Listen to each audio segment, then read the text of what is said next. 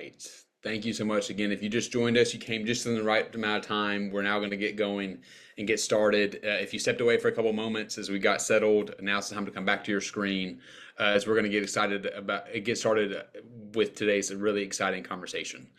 For those who have not had the privilege to meet, my name is Will Brummett. My pronouns are he and him, and I have the absolute joy of getting to serve as the Director of Student Engagement at Campus Compact.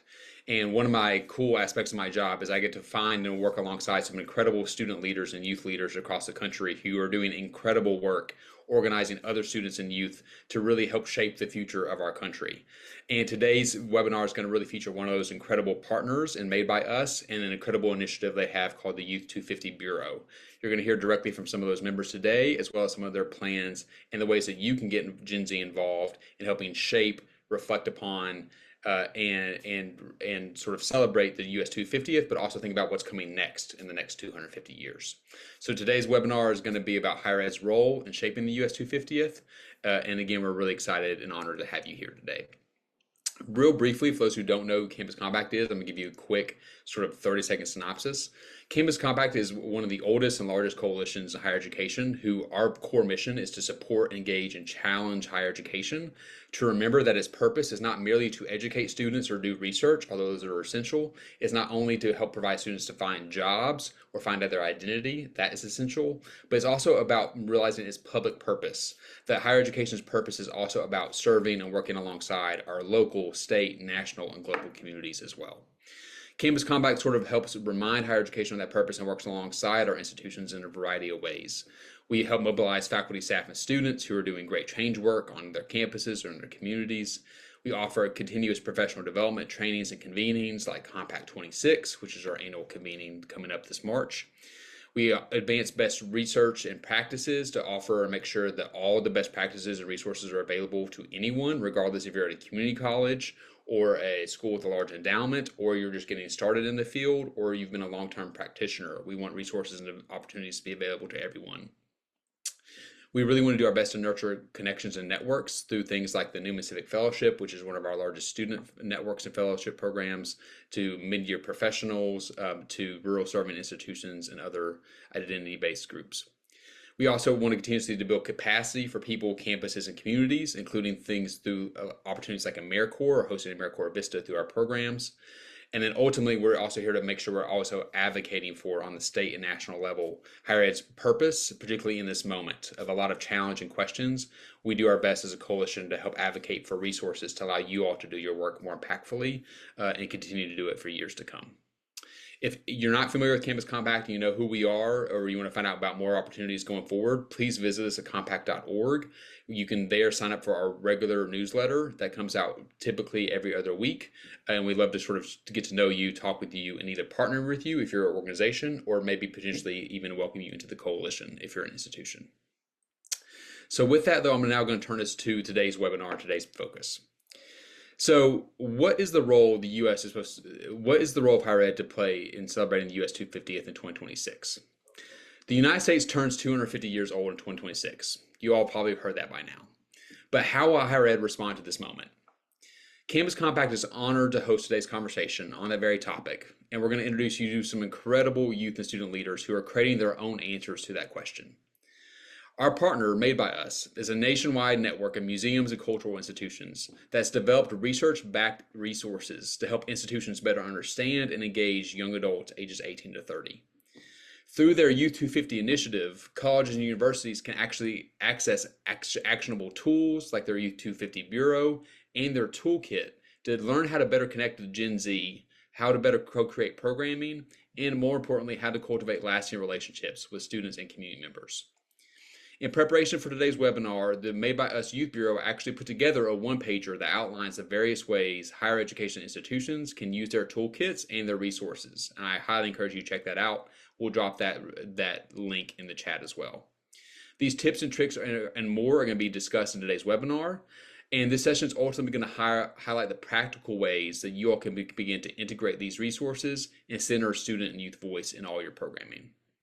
The hope today is to offer you some plug and play activations and ideas to everything from student-led projects and initiatives.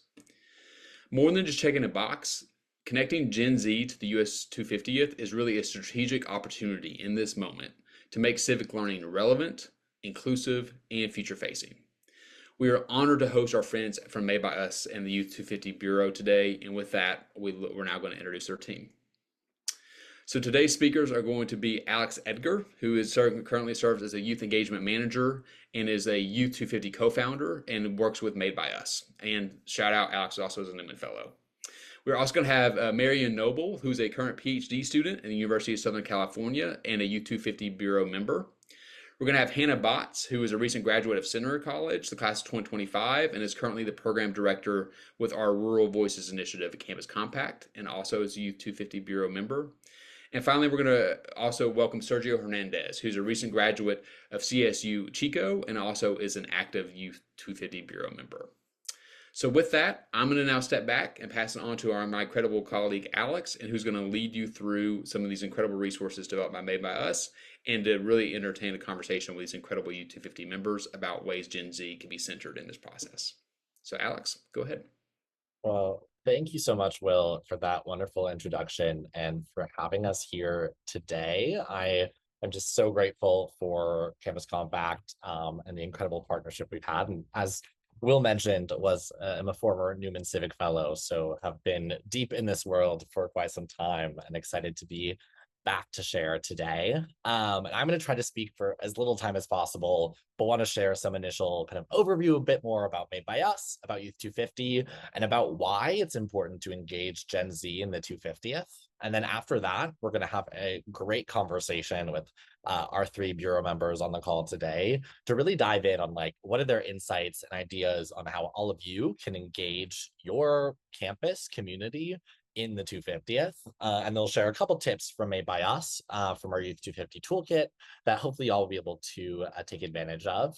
So yeah, that's going to kind of be the overview of our call today. And always happy to chat one-on-one in the future, and I'll share my email address later. But that being said, welcome. And I want to share a little bit about Made by Us first. So Made by Us is a national coalition of over 500 museums and cultural institutions who came together because they recognized that museums are great at doing K through 12 programming, and they're pretty good at engaging a older audience, especially retirees, folks who have more time to attend museums, engage in programming.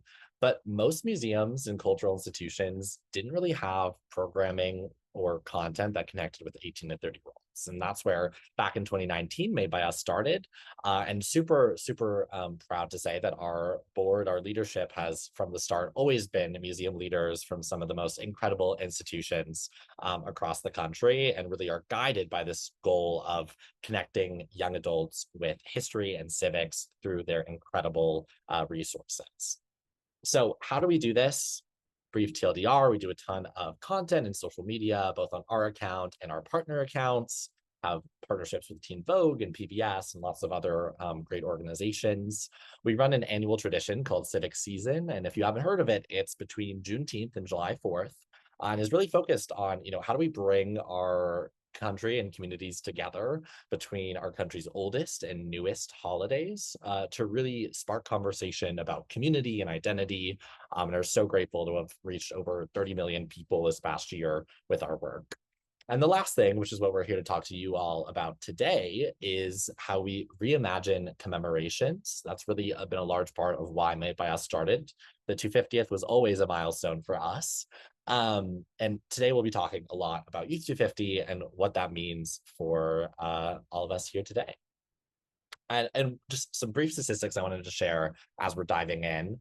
We're really proud to say that there's an average increase of about 25% youth engagement among Made by Us partners. So we have the data to show this is working. And among the youth community that we connect with, both via social media and through programs like the Bureau and Civic Season Design Fellows and others, we did some research with them and found that 97% of them learned history through being part of our network. 96% of them have a better understanding of our country or government. 88% of them discovered new museums. And then 80% of them, which I think is super cool, actually were inspired to visit one of our partners in person. So it's not just, sharing information, but actually activating and engaging in the community. So we'll kind of, introduce this idea of the 250th. So on July 4th, 2026, we're celebrating the 250th anniversary of the Declaration of Independence, also known as the semi-quincentennial. Does not roll off the tongue, which is why no one says it. But we're really seeing this as a milestone because we have America's largest, most diverse generation stepping into the role of being adult citizens. And from our work, Made by Us, our Civic Season campaign started out of a bunch of our youth community saying, it's 2020 and we don't feel like celebrating the 4th of July. And Made by Us developed Civic Season as a way to say, there's so much more to our country than just this one date. So we're kind of bringing that energy and saying, like, we've known from talking to thousands of young people across the country that they're really looking for meaningful conversations about the realities of American history and the role that their generation plays in shaping a better future. So why does higher education need to participate in the 250th? Beyond, of course, needing an engaged and active democracy. Well, first I'll share, just in case anyone is unfamiliar, I'm sure most of you already are, but Gen Z, when I'm talking about Gen Z, I'm really talking about folks born between 1997 and 2009. So pretty much everyone in higher education today would likely identify as Gen Z. And then Gen Alpha is coming up right behind them, born 2010 on. And what is really interesting about this age group is that it is a really, really high birth time. Actually, the all-time high for the United States was back in 2007, which means kind of like this Gen Z period is going to have some of the largest birth years that we'll ever have, and probably we'll never see something as high again, just given the demographic reality of our country. And what that means is that the high school class of 2026, so the folks who will be coming to your campuses next fall, will really be, this largest birth year, so the largest group that we'll ever see. And what we've kind of noticed is that it's not just this one commemorative moment, the 250th. Obviously, you've probably seen some things in the news about how different folks have been approaching the 250th. But it's also just not this one moment. It is actually the start of what we, kind of in the cultural institution history field called the commemorative decade, which really sees that from the Declaration of Independence to the Constitution and to the Bill of Rights, we have some really incredible milestones and moments for us to take that inward look about our country's founding documents and the role they play in civic life today and the way they played, a role in our life 250 years ago. But also just like the timeline of generations, we'll see that the last of Gen Z is turning 18 quite soon. And that the last of Gen Alpha will be kind of rounding out this commemorative period. So we really see the power of bringing young people to the forefront of this, largely because they are, really coming to age and building their identities at this exact moment. So a little bit more data. Young people are looking for history. I think like sometimes when you're thinking about, the 250th and, how do we make something 250 years ago, like the Declaration of Independence, matter? We know from the data that young people are honestly like, they want it. From recent study from Circle and More in Common saw that 0% of 18 to 29-year-olds felt very informed about what was going on. 67% took a civics class in high school, but less than 50% said it was actually helpful. And 44% said that public school teaches, only 44% said public school teaches history accurately. So those are obviously like a little alarming statistics. And we really want to see more and more young people get the information and the civic knowledge that they're looking for. So a little bit more about the mood. I'm sure none of this is surprising to you all, but we're really seeing across the board, I'm not going to go into the specific data here, but young people feel disillusioned with our systems, with our democracy, with pretty much everything that's going on right now. And that is kind of the environment that I know all of you are engaging with on a day-to-day basis. And it's what we're engaging with as well, as we're trying to say, hey, maybe we can have a more positive vision for the future if young people are able to help lead the charge.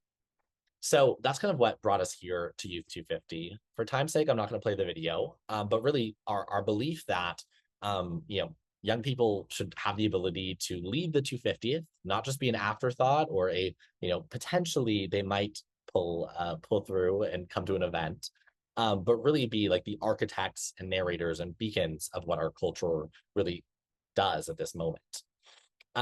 So I'll kind of share more broadly just like how we've been focusing on the 250th. because, you know, this might not, land well with some of you, but like we feel very realistically that, the average young person in this country, the average person in this country likely won't have many thoughts themselves about the 250. They might see something on the news, they might, see some local event happening. But the likelihood amidst the World Cup and, a new Taylor Swift album and whatever else is happening next year for young people in particular to actually pay attention is relatively low. So the way Youth 250 has been focusing is saying, hey, what can we do to make sure all the people who do care, which are a lot of the civic and civil society institutions, what are we doing to make sure that they are focused on young people and doing everything that they can in all of their corners of the world to increase their engagement with Gen Z in particular, but really diverse communities of all kinds? So that's kind of why we focus on these three key areas of youth contribution, youth influence, and youth visibility, because we see that by doing all of those things, we'll be able to better connect, young people to this incredibly important moment. So I'm going to go quickly through all of these things, but with those sections, have a lot of different things we're working on. We have the Youth250 Bureau, which our three wonderful panelists are a part of, which is accessible for free advising on any of your 250th initiatives. And I'll drop a link in the chat later, but it's free consulting on any of your programming, content, strategy ideas. We have a National Youth 250 Content Course. These are like free volunteer creators who are just trying to share more about the Gen Z experience of the 250th. We have this incredible wish wall program that we did a test run this past summer during civic season, and have already collected over 20,000 wishes from the general public for the future of our country, and are going to be expanding that even further. So if that's something that's of interest to you all, we would love to bring wish walls to college campuses as well. In terms of youth influence, we had a really cool moment that Campus Compact was a big part of. We did on July 4th this Youth 250 declaration calling on all different types of organizations to really take those three areas to heart and implement them. So we're building this network of organizations dedicated to increasing their engagement with young people and are tracking it over the next year. We have a Youth 250 Toolkit, which I'll dive into later, but it has easy plug and play free resources on our website. Over 5,000 organizations have already used it. So join the growing list. And we also have a Gen Z scorecard, which is a super helpful way to figure out internally about how your organization, whether it's a center on campus or even just like whatever part of the world you're coming from, is really focused on measuring the steps that it takes to make the investments in young people. And the last thing before we'll toss it over to this conversation we'll be having with the Bureau is we're really trying to get young people in front of this 250th moment, because as you can imagine, most of the people talking about this are a lot older and not as diverse as our younger people are today. So we're doing a ton of work to capture content and stories from young people in the Bureau, but also all over the country to make sure that they're really making a mark on how we meet this moment. So with that, I know that was a lot of information very quickly, so don't worry, I'll be sending some links in the chat for all of you in a second. But I would love to have our three Bureau members introduce themselves, and then we'll dive into a really great panel discussion that is going to really be focused on being less of a panel, more of a conversation, and having an opportunity to get their direct insights on how to make the 250th resonate with young people, what types of programs and ideas will work best on college campuses, and other ways to really make sure that this moment matters. So with that, I'm going to stop sharing my screen so you can see their actual faces, not their photos. And with that, I'm going to pass it over to Hannah. Why don't you start us off? Of course, I'd love to. So my name is Hannah Botts. I'm a member of the Youth 250 Bureau, and like Will mentioned, I'm also the program director of Campus Compact's Rural Youth Voices Initiative, where I'm working with a group of fellows to reframe narratives around like rural youth civic engagement. Thanks, Hannah. Also, can you share where you based and your age? I Otherwise, am perfect. 22 and I am currently based in Kentucky. Awesome. Thanks, Hannah. Let's go to Marian. Hello, everyone. My name is Marion Noble. I am 23 years old. I am currently based in Los Angeles, California, where I was also born and raised. I am a Youth250 Bureau member and an incoming sociology PhD student at USC and a current social impact and research fellow at the Goldhirsch Foundation and its LA 2050 initiative, where I lead a youth ambassador program and engage in local grant making. Happy to be here. We're so happy you're here. Pass it over to Sergio to finish us off. And hi, yeah, my name is Sergio Hernandez. I'm 24 years old. I'm based in Santa Cruz, California, and I'm a Youth 250 Bureau member. But I'm also part of an organization called the MILPA Collective, which essentially helps kids like a kind of like an early intervention kind of thing where we help them get out, be active, and all that. And yeah, it's really fun. Gotta be here. Yay. Well, I am super duper excited for the conversation we're about to have. And I'll kind of start off by saying, these are 3 of the 100 Bureau members. They come from 45 states and territories. And really they look like the diversity of our country from, folks, working at local Domino's to active duty military to AmeriCorps, like really wide range of backgrounds and experiences. But for the 3 of you, I would love to know, what does the 250th mean to you? Obviously, you decided to join this 250th initiative, so there has to be something that stood out to you. But yeah, maybe let's start off with Marion. We'd love to hear what was it about the 250th that interests you? I love that. So personally, I view the US 250th as a major reflection point where we are incentivized to reckon with and acknowledge our nation's past to create an informed and sustainable future. I firmly believe that our past history informs our current reality, and I think the 250th is an amazing opportunity to learn about unsung American heroes and underrated aspects of American history. So overall, this is really an opportunity to platform the histories of and perspectives of marginalized US communities and expand who and what we consider as historical or even American. So that was my draw. Okay, mic drop. That was so good. Hannah, let me hear from you. Terrible to follow that. I think I would just say, like, kind of to go off of that, like, very wonderful, succinct answer is that I view the 250th as a space to both like reflect on and celebrate the history of our country, and also the opportunities that we have to challenge the US to be more inclusive and also more representative of the idea of like we the people, which I think that we talk about a lot in like civic engagement spaces, but often isn't like as highlighted as it should be. Sergio, what about you? For what it means to me is that it's uplifting the history of like the beginning of our country, but it's also just uplifting the stories of those who have not been heard before.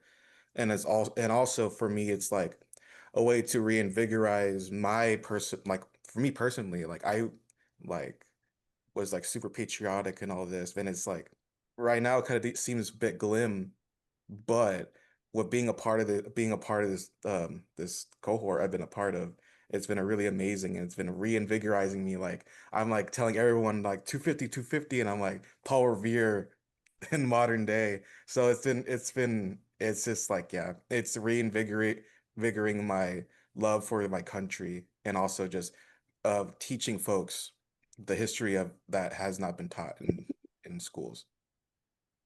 Y'all, I was about to say I didn't pay him to say that, but they are all paid for their time. So that would be a lie. But that was such a beautiful response. And I think what the 3 of you all touched on, this idea of kind of the 2 different truths that you can hold at once, right? That there's been a lot of good things that have happened. I think, all of us can say to some degree, we're grateful to have been born here, but also there's been a lot of harm.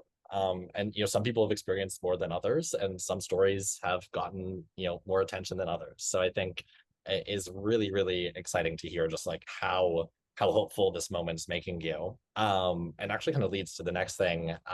As Sergio was mentioning, I think we all, but especially in higher ed spaces, might be feeling a little damp on our hope for the future amidst all the attacks on higher ed and a lot of our systems. So I would love for each of you to share briefly, what is one hope or aspiration you have for America's future? Anyone can go. I can go first. Mine is pretty short. Honestly, I just hope that we continue to move towards an America that's like actually living up to the values of democracy. So like creating spaces where voices that have historically not really been heard are able to be heard, and where Gen Z can actually engage in a feeling of hope, as opposed to kind of like the slog of disillusionment that I think like Tough Circle, for example, has shown like Gen Z is kind of feeling on average. I can go next. First of all, I love the slog of disillusionment. That's an amazing phrase. But since this conversation is focused on higher education, in terms of my hope for America's future, I really want to see our nation make strides towards truly valuing education and providing equitable educational opportunities. I feel like looking back at our nation's history, we constantly see a fight and a strive for better education, whether examining universities, HBCUs, community college. So yeah, more appreciation for education and stronger pathways for educational opportunities since we have kind of lost the plot a little bit in that regard. So Oh, we have lost the plot. That is so real. That's one of my, like, not to totally take us off track, but I think that's one of the best parts for all of you folks. I'm sure in higher ed you feel this as well, but like sometimes you just got to use the actual like terms that you're thinking and feeling rather than like the higher ed jargon to describe these moments, that's because it so is so real. true. We have lost the plot. Sergio, what about you? What's your hope or aspiration? For me, I just really want us as a country, even like in the private sector and like universities, to stop with the anti-intellectual sentiment of just like, oh, like you have a degree, this and that, like it's not gonna get you anywhere, but it does, it really does. And also it's just that just people just need to be more informed and also just be a part, like just be in a history class for one semester or two, like just being in those spaces and just hearing out folks that you may not hear often or maybe disagree with. It just gives more dialogue, as I would say. But yeah. I love that. I always tell people that having the opportunity to work with the Bureau is like the only thing that keeps me sane. Because they all give me so much hope that like living in DC, which of course right now is an interesting place to be in.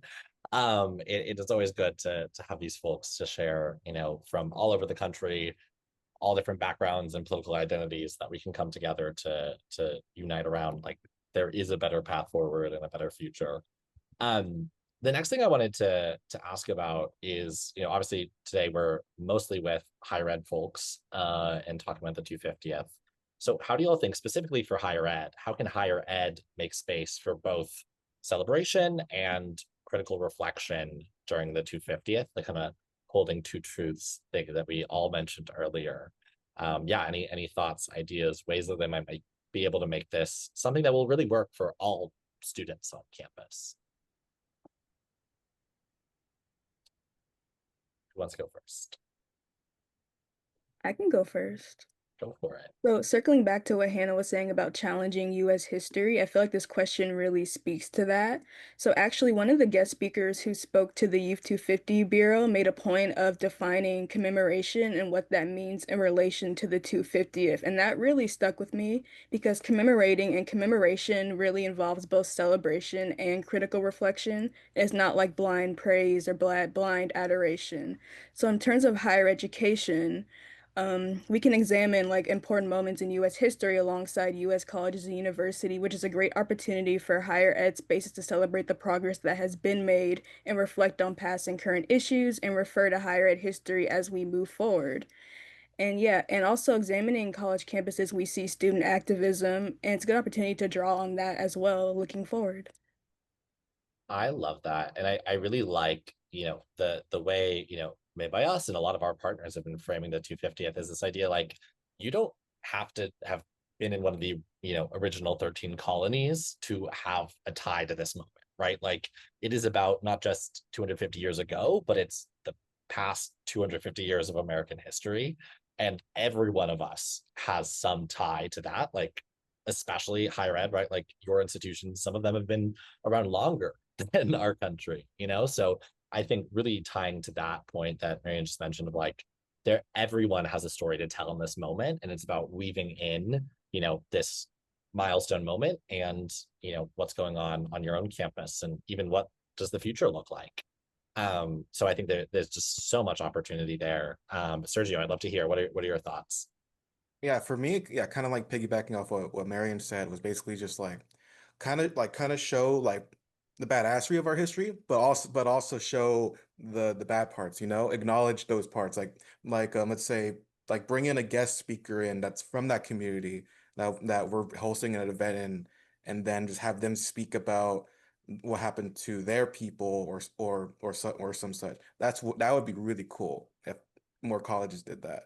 That or just like host an exhibit of just like let's say of like Jamestown or wherever, and then it's just like you just like tour in, you just peek in, and then you just look everywhere, and it'd just be a really cool thing. So yeah, it's like acknowledge, but also acknowledge the good while also acknowledging the bad.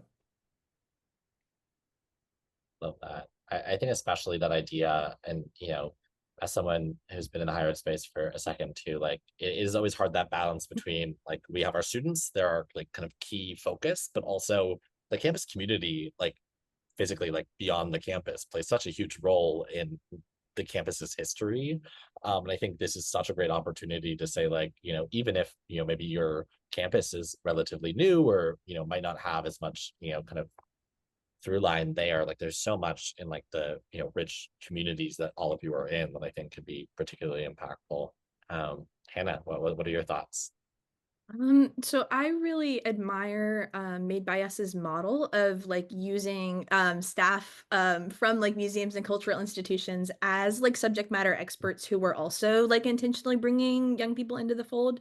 And I think that like that's one area where I think that like academia as a whole really shines because often like staff at a lot of these colleges like are so well versed in like this history and have so much knowledge and expertise. And so I think that like the real opportunity here for like celebration and critical reflection is that like you mentioned with the statistic initially about like 0% of Gen Z feeling knowledgeable of, like on history or like any of these topics, like this feels like a really kind of like logical conclusion to make that like this like specific field of folks who are very knowledgeable could like provide that kind of like through line for Gen Z and also provide opportunities for Gen Z to really meaningfully engage with this country's history. And so I think that not to plug Made by Us, but like I think that the model that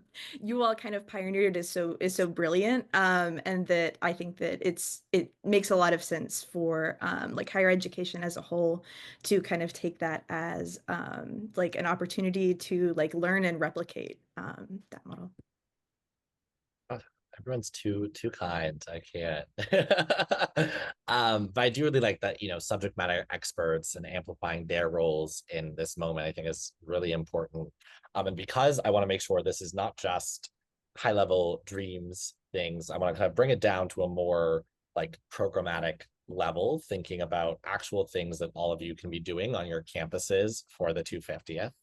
But before getting into that specific, you know, all three of you are, you know, relatively recent graduates. I know, Marion, you're getting your new degree, so back on college campus. But what I'd love to hear from your, you know, past experience, whether it's good or bad, what makes a campus event or program feel like relevant and inviting for you all to actually have taken the time to attend it? Because I think, you know, we'll get to the 250th hurdle in a second, but for just in general, like getting people to engage, like what worked for you?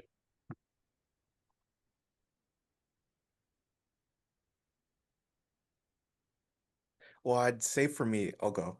I'd say for me, honestly, it's either like the presence of just like I'll just be walking like alongside these events and I'll just like glance at them for a quick second. And it just depends if they really pull me in, if they have something really cool going on, or it's just like food. That's a big one. This is a very simple one, but yeah, it's like it depends on like what kind of cookies these people got, you know? But it's like yeah, it's just like whatever they got, what they offer, and like they kind of like oh here's your cookie, and then they basically took me on this exhibit where it's basically just like the history of like Japanese history, and it just showed kimonos and all that. But I came in for Oreos originally. But yeah, just those kind of things where it's like it entices you to go into these events, exhibits, and then you just get immersed in your world.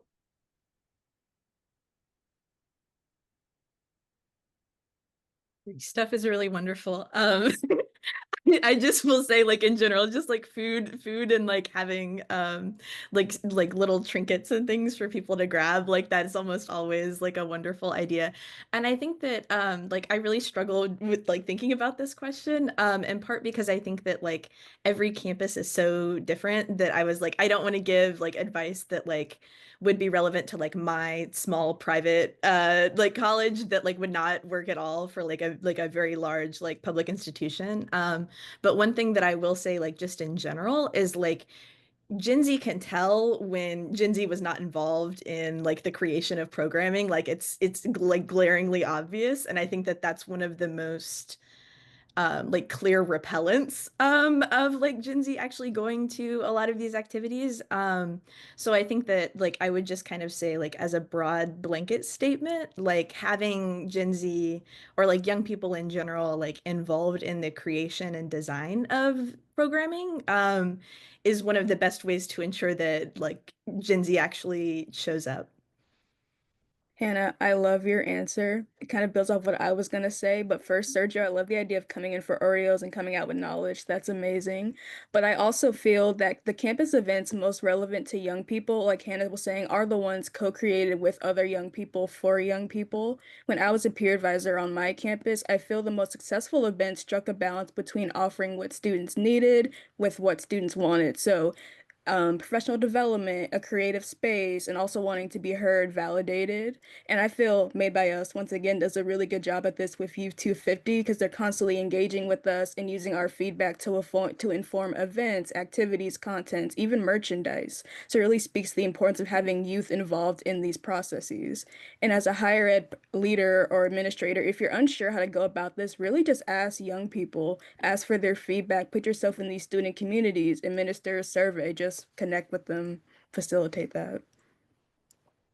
I love that. And like brief plug, if you've been enjoying learning from these three, would also recommend reaching out to the Youth 250 Bureau if you don't know where to start with engaging young people, because that is 100% available for anyone just to like get some advice, chat, discuss a program. But thank you all three for those beautiful answers. I think like really helpful, feedback on what works and what doesn't. And with that in mind, each of you, I'd love to hear if you could design any 250th activity, program, tradition, something on a college campus, could be your own alma mater or just a random imaginary one. What would be your 250th event of choosing?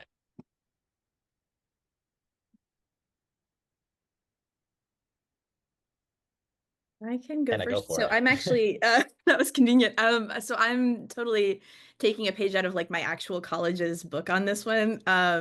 But we like at my college, Center College, we had like essentially like a day of service every year.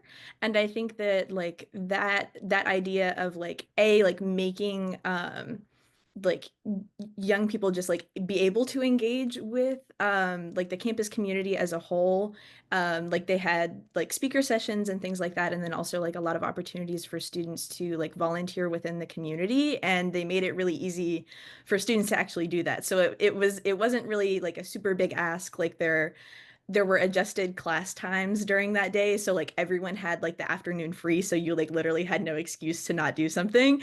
And the other thing too that kind of goes along with that is like even if you were a student who was like I just need like a day to chill out and like I don't want to go and like go out into the community and do something like I need rest and like a mental health day, like that was still built into the academic calendar. And so it was really helpful, I think, on multiple levels. And one thing that I like just generally think is really wonderful about like designing these sorts of programs is like lowering the barrier of entry, like making sure that like programming isn't like jargony and is also like accessible to all students, and there aren't like specific reasons why they wouldn't be able to attend.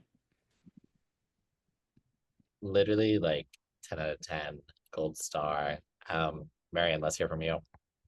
Sure. So for my signature activity, I think it would be cool for students to visualize their future, their vision for the future of US, and just have their own interpretation of US history and Americana. At my current role at LA 2050, we had our youth ambassadors create visions for the future of Los Angeles. And it was like cool seeing them like it's very like future forward thinking in a creative way. So in terms of what that could look like, it could be like, oh, a collage designing event or a digital art project that involves the whole student body. So as Hannah was saying, like connecting student to the broader community. So I think that would be cool, kind of visual art project of US future and past. Mhm. Yeah, that would be really cool. Just like have like a board or so, or folks that come in and bring a piece of their own history and put on the board, and have like a whole timeline of like people's experiences and ancestry, and just follow that lineage. I think that'd be really cool. But on a simpler side, honestly, a parade would be pretty badass, I will say. Or just have folks in just like colonial garments and just like march around and stuff like that. I would love that. But for a more interactive, I guess just like, yeah, just kind of just have an exhibit and just have folks just walk in and and just like just like experience the history of the community and also our state and our country. I love that. As you can see, like every person you talk to, you're going to get a different idea of what will work best. And I think that's where obviously all of you as, leaders get to come in and say, great ideas. What can we do with our, budget and staff capacity? But I do think that like this 250th is a moment that like, unfortunately, if you all on your college campus aren't doing something for it, the likelihood that they're going to hear about it in a way that isn't um, incredibly partisan is next to like 0% chance.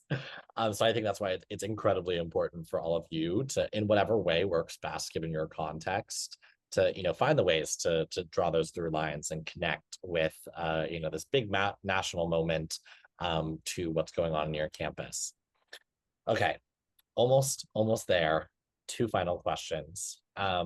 Briefly, and I know we've kind of touched on this a little bit, but what barriers do you all see that might prevent students from participating in the 250th, especially on campus? And what do you think might be done to get around that? Maybe Hannah, you want to take it? Sure. I think that like the first thing, and I already touched on this a little bit, there are lots of things that come to mind, but the one that's kind of been top of mind for me recently is just like freedom from jargon and like accessibility. I think that Gen Z often, like there's a lack of clarity on like why the 250th matters, like why these events are relevant in any way to like their lives. And often because programming isn't really created, like co-created with Gen Z, you can kind of fail to see the relevance, I guess, in a lot of these events. And so I think that one way to like overcome those barriers, I've been a broken record about this, but just like including Gen Z in the like the strategy, the programmatic development, I think is so incredibly important.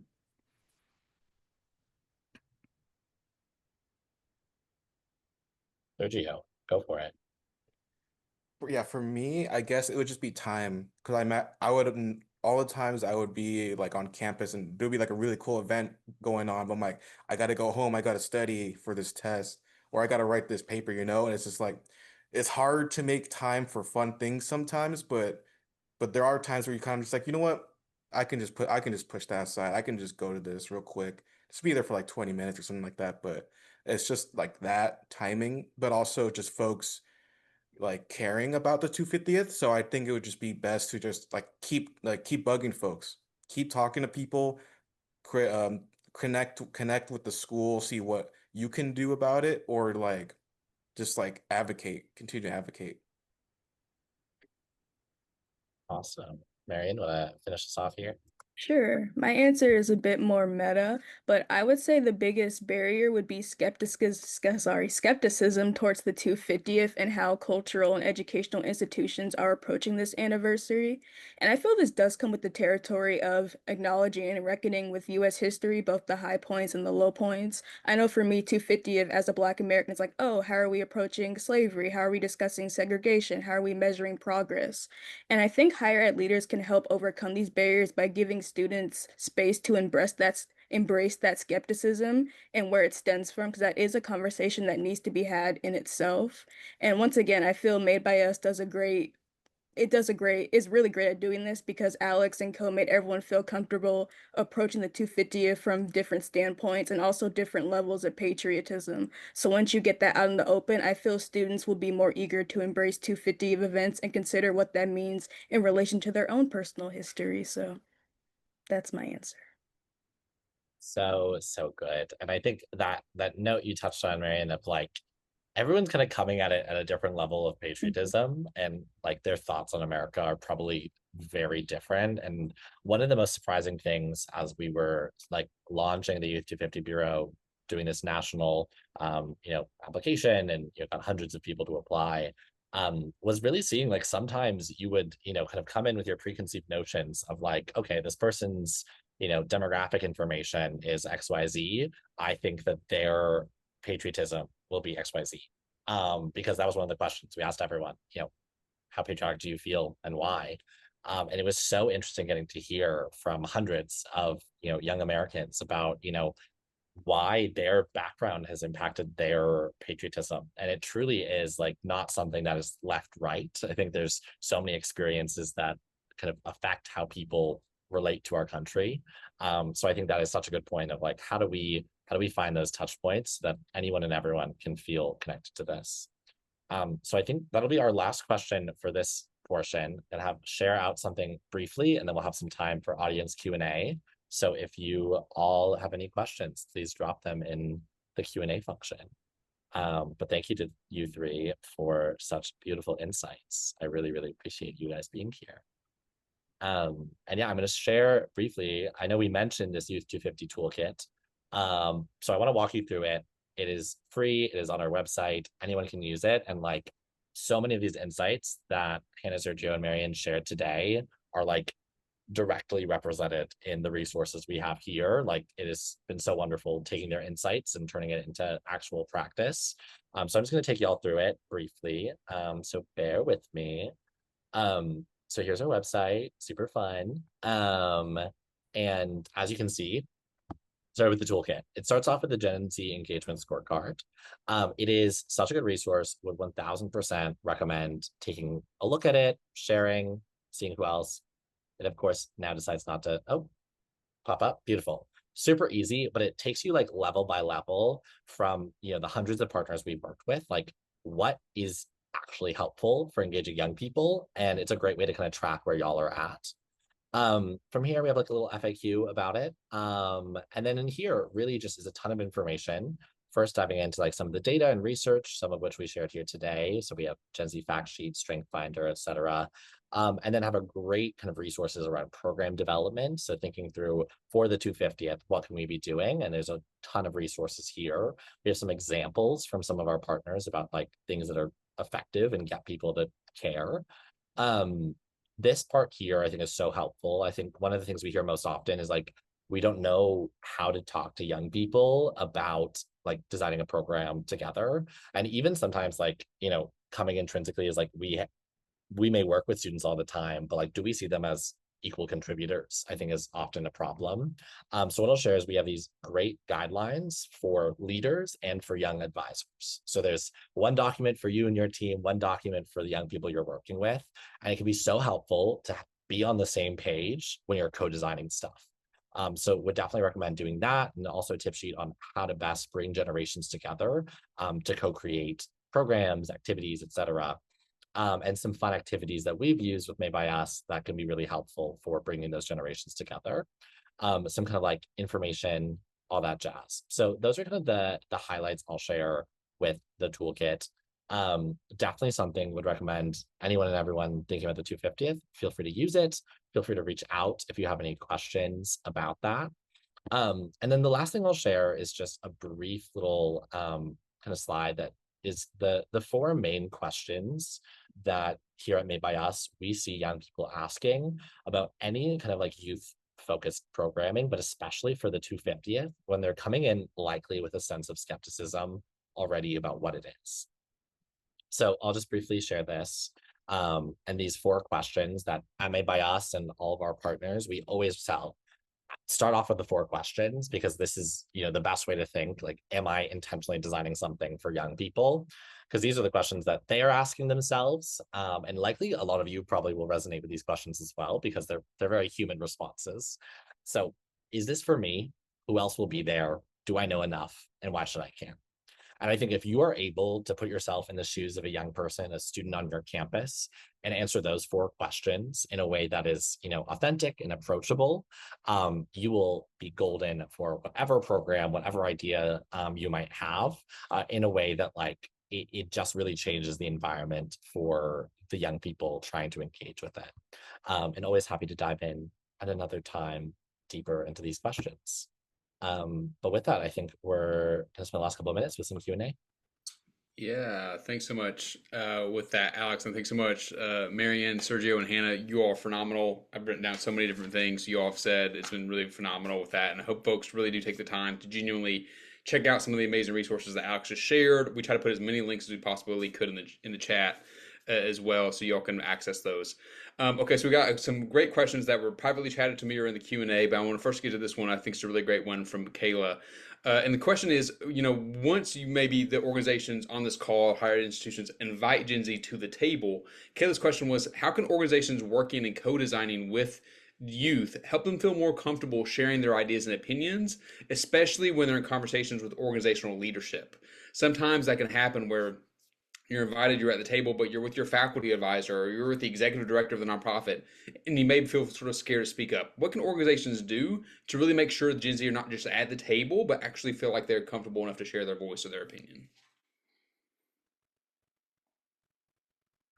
I just like two things kind of immediately come to mind, and the first is like actually legitimizing like a Gen Z person's like role as an advisor in these conversations. And I think that comes in the form of like frankly like compensating them for their time and expertise. And then like creating like an actual position for them as opposed to like I've often been approached like informally by like members of college staff like, hey, like how should we do this? And while obviously that's better than like not talking to Gen Z at all, I think that like if your institution has a budget for like a lot of these programs, like compensating folks for their time is something that like isn't done like nearly enough. And then the second thing that I would say is not just having one Gen Z person at the table. So like obviously if you're the only person in a room full of like adult professionals, like that's really scary and intimidating. And what I've kind of learned, especially like through the Youth 250 Bureau and like other advisory roles, is like having like at least three or so folks who are representing Gen Z, I think could be really helpful as well. Because also like you've heard from our answers to these questions, like folks come from a lot of different backgrounds and have a lot of different opinions. And I think that it's helpful to make young people like feel a little bit more empowered, but it's also just helpful for like getting better answers. Yeah, for sure. So building off what Hannah said, I agree about institutionalizing Gen Z's role in these spaces because as a youth advocate, it is hard to figure out your agency when you don't have a formalized place. So I really appreciated that aspect. So summed it up perfectly.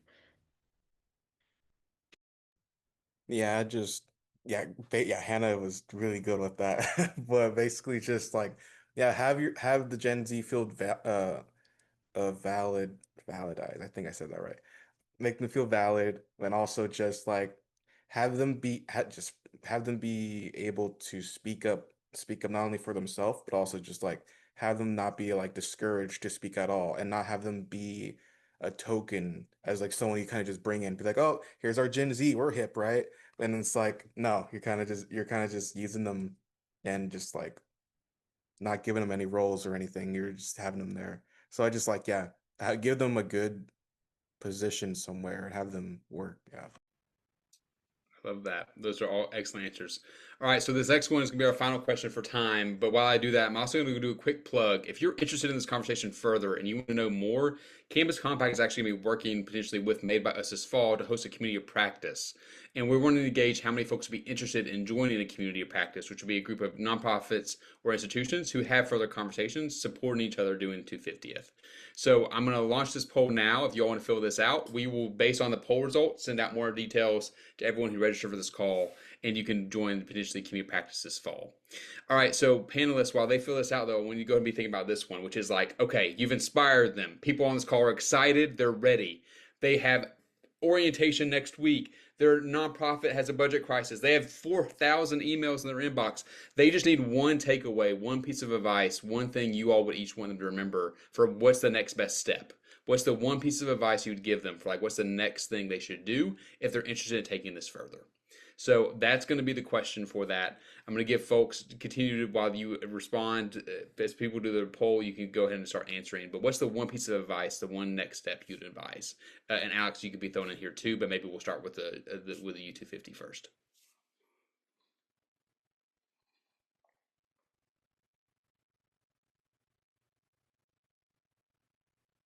I'm Uh, thinking.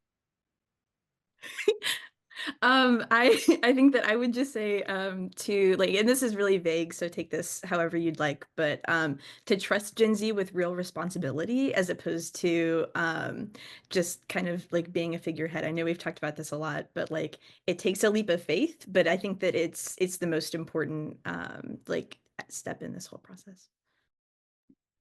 I would also say be willing to meet students where they're at when it comes to 250th planning and overall the topic of American history. Like really listen to their perspectives. And also as you start planning and executing 250 event, take a note of what students and student communities are represented at these events and figure out why.